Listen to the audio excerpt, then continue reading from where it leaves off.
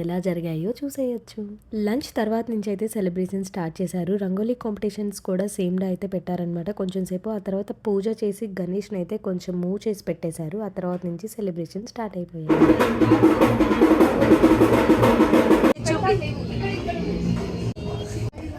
రసమలై కదా ఇదంతా.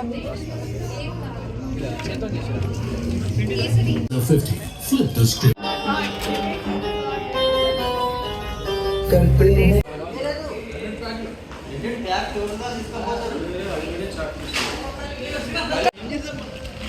చేసుకుంటావా?